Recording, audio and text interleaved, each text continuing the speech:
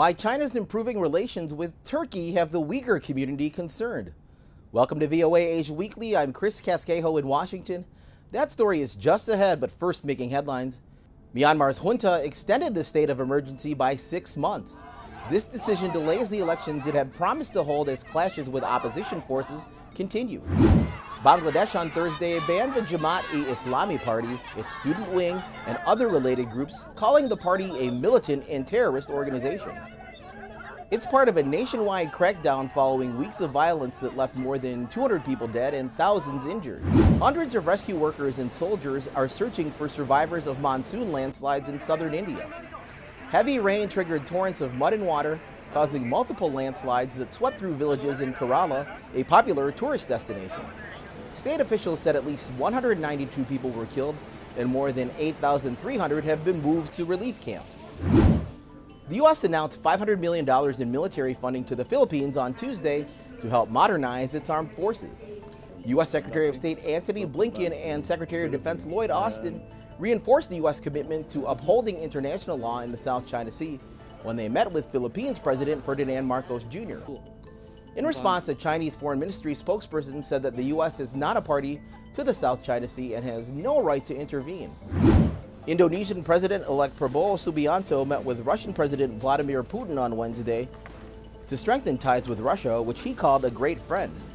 Prabowo also expressed his interest in continuing partnerships in defense, energy, and sending Indonesian students to Russia to study medicine. China's BYD plans to build a billion-dollar factory in Turkey, signaling a shift in relations after years of tension over Turkey's support for Uyghur minorities. VOA's Dorian Jones reports from Istanbul on how the countries are finding new common ground economically and diplomatically. July saw China's BYD car giant sign an agreement to build a billion-dollar factory in Turkey. The factory will produce 150,000 vehicles annually, mainly for the European Union market.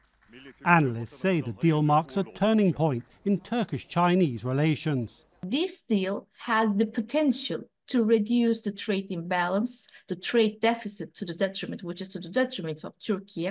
And on the other hand, for China, it is also important because the products produced here will be exempt from tariffs. Analysts say the planned factory is a way to avoid the EU's new tariffs on Chinese vehicles.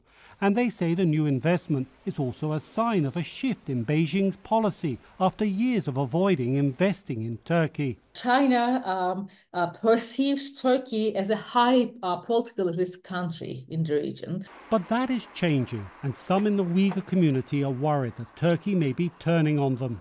Ankara has been critical of Beijing's crackdown on its predominantly Muslim Uyghur minority and has offered refuge to many.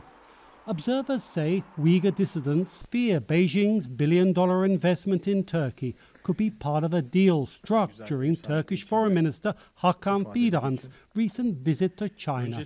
There are rumors, of course, that the Chinese side is pressing for the ratification of this extradition agreement.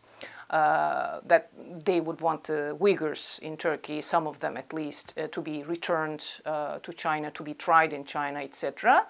Others suggest China's pivot towards Turkey, a NATO member, could be part of Beijing's increasing competition for global influence, especially with the United States.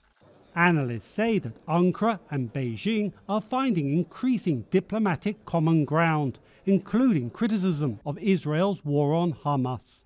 If you take, for instance, the Gaza issue right now, Turkey and China, and even without trying, they see eye to eye on this issue. Their foreign policies align. Ankara welcomed Beijing's hosting of Palestinian leaders this month. Israel's war is threatening to escalate, and observers say that can only provide more common ground between Ankara and Beijing. Dorian Jones, VOA News, Istanbul. Visit voanews.com for the most up-to-date stories. I'm Chris Casquejo. Finally, a big day for some cosplayers. The annual Hong Kong Anycom and Games is back. This year's convention features 142 exhibitors and 650 booths. Hundreds of cosplayers brought their favorite manga and game characters to life. Thanks for watching VOA Asia Weekly.